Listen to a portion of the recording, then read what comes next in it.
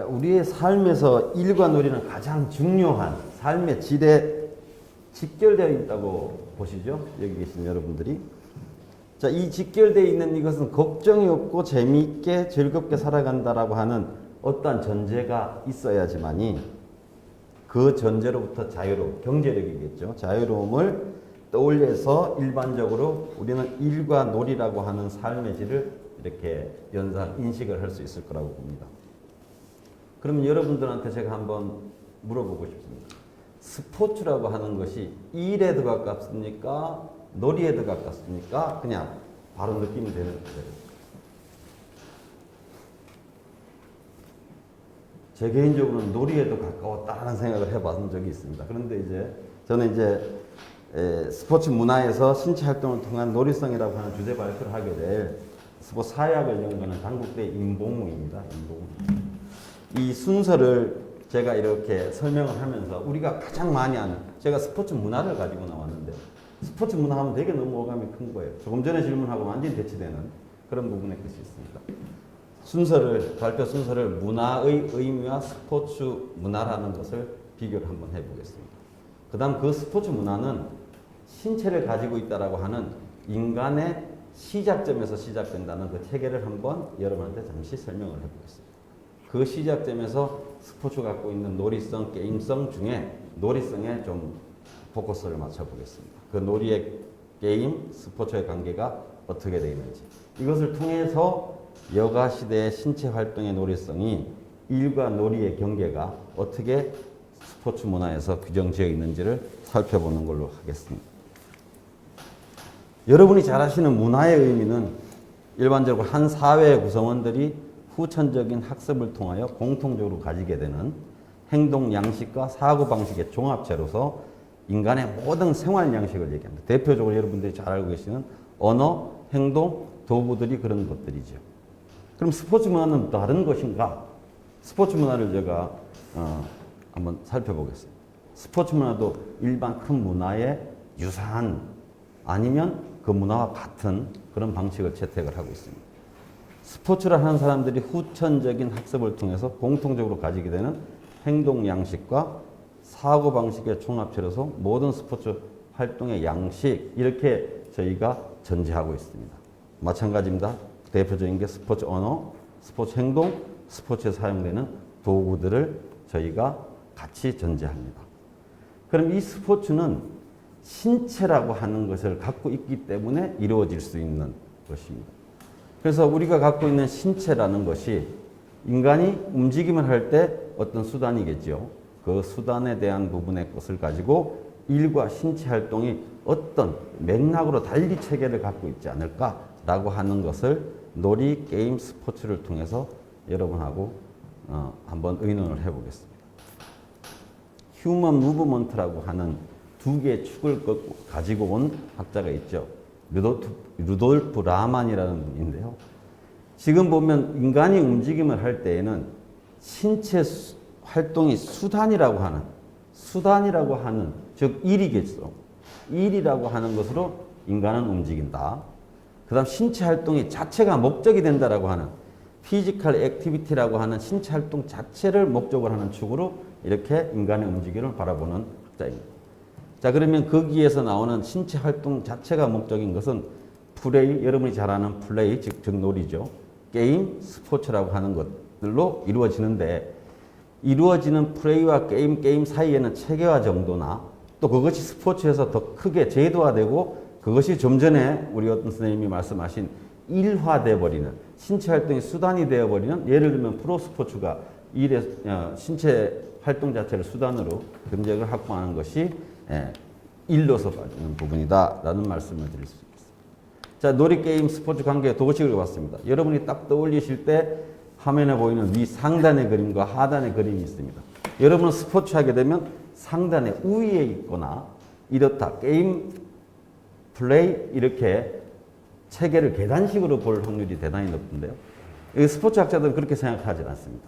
스포츠가 존재한 이유는 밑에 하단의 그림 평면들을 보시면 플레이 게임성이 스포츠를 이루는데 가장 근간이다. 이렇게 저희는 설명을 하고 있습니다. 자, 이것을 좀 더 글화시켜서 다시 보면요. 놀이라고 하는 어떤 것들, 게임이라고 하는 것들은 자 대등하게 스포츠 안에서도 허구와 비생산성이라고 하는 말이 같이 공존합니다. 거기에 게임으로 올라가면 놀이보다 조금 올라선 게임으로 보면 불확실성과 분리성, 규칙성이라고 하는 것들이 다시 포진을 하게 되고요. 그 다음 경쟁성, 확률, 신체 및 전술에 의한 결과 결정이라고 하는 것이 스포츠와 게임의 가치. 스포츠는 그것과 더 추가하면 신체적인 기량, 특히나 격렬한 대근 활동을 하는 그래서 그 제도가 가치, 규범, 기술로 이렇게 이루어져 있는 관계도식을 갖고 있습니다. 여기에서 오늘 제가 관심을 많이 갖고 있으려고 하는 것은 주제 발표를 하려고 하는 것은요. 스포츠 안에 있는 비어있는 공간, 놀이 안에는 비어있는 공간이 세 구간이 있죠.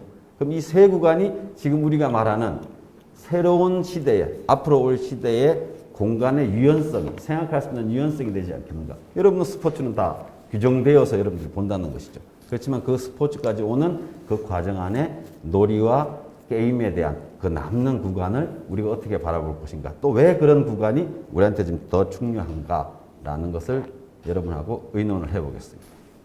여기서 제가 좀 전에 말씀드렸던 비어있는 공간이 놀이 공간이 가장 3칸이나 비어 있었죠. 이 놀이라고 하는 의미가 우리 인간에게 놀이인을 제시한 후이징가라는 학자가 있으신데요. 이분은 이렇게 저에게 개인적으로 감동을 줬습니다. 인간은 왜 다른 동물과 달리 동굴을 벗어났지? 그때 우리가 아는 곰님은 아직도 거기에 계신데 우리 동물류인 우리 인간은 왜 동굴을 벗어났지? 그리고 왜 집을 바꿨지? 왜 옷을 바꾸고 헤어스타일을 바꾸지? 이것을 호모 루덴스라는 걸 발표를 하면서 인간에게는 놀이라고 하는 부분의 인간은 놀이를 하는 것이야 라고 하는 것을 후이징가가 놀이인원에서 발표를 했습니다.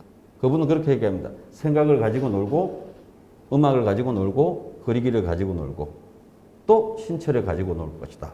이런 것을 바탕하에 우리 인간에게는 태생적으로 놀이라고 하는 성, 우리가 다루고 있는 스포츠 안에 있는 그 놀이라고 하는 성은 많은 장에서 그것은 같이 공유하고 있습니다. 다만 저는 오늘 스포츠 문화 안에서 제한적으로 문화 안에서 스포츠 문화라고 하는 것 안에서 저희가 한번 말씀을 나누려고 합니다.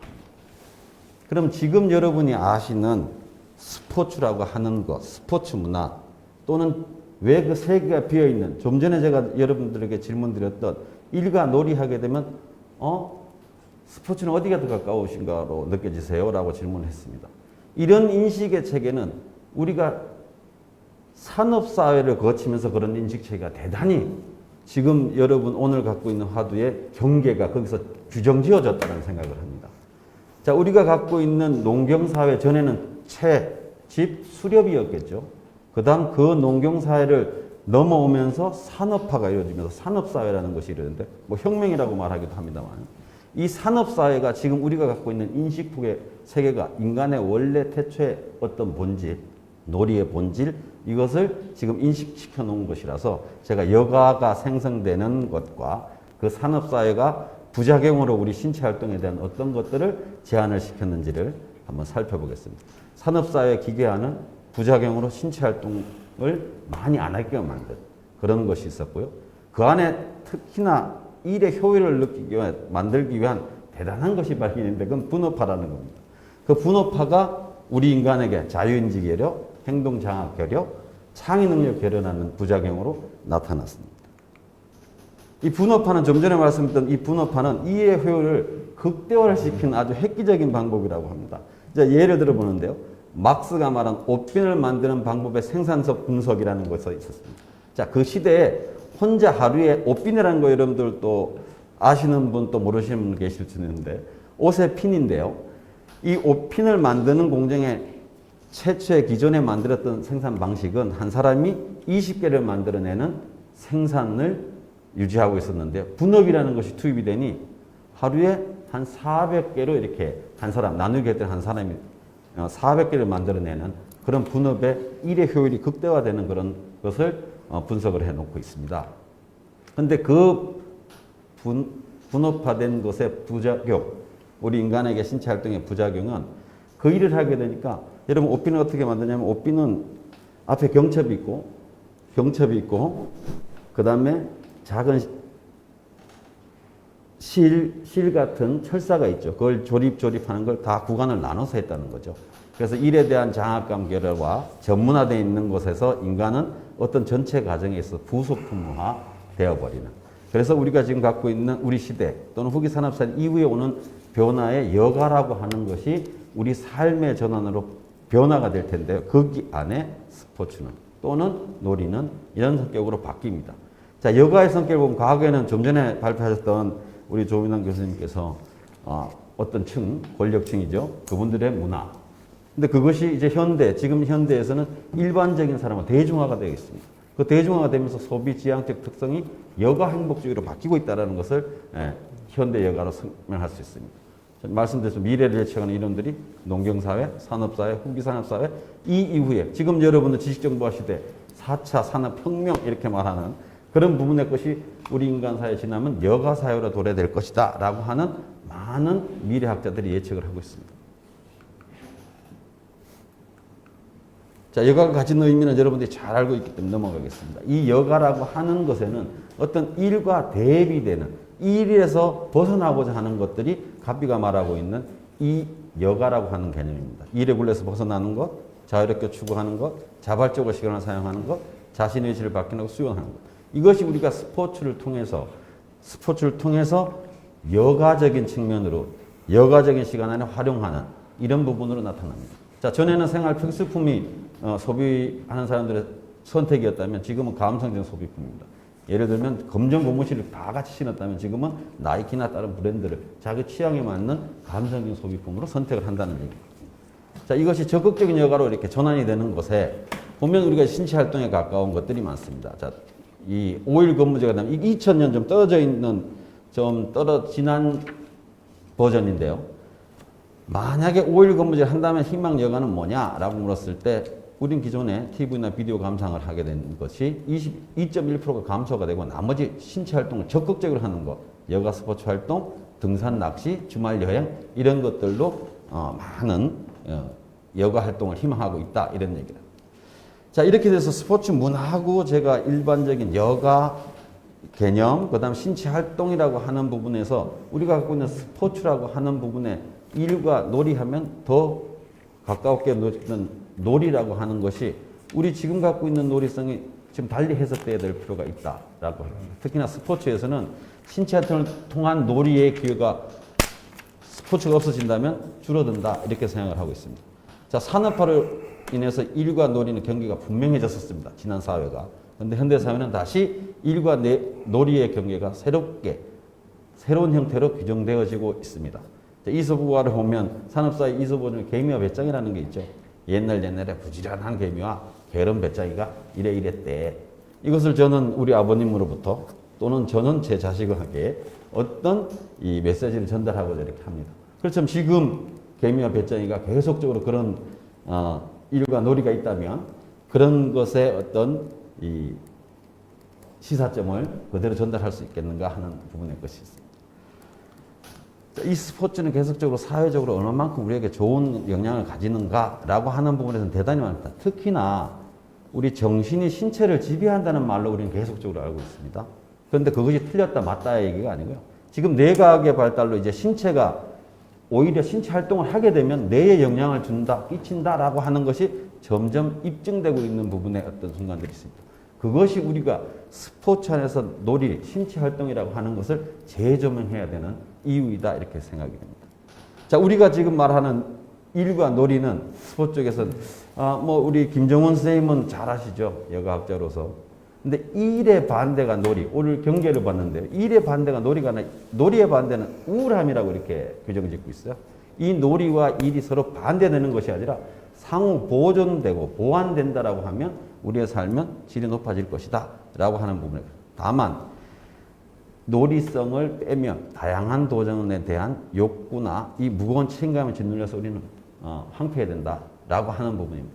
그래서 우리가 지금 갖고 있는 스포츠가 신체 활동을 매개로 가장 강력한 많은 활동을 하는데 그 활동에 있어서 놀이성은 지금 지나온 어떤 시대로부터 지금 새로 재조명되는 그런 것으로 다시 인식해야 될 필요가 있다는 것으로 예, 마치겠습니다.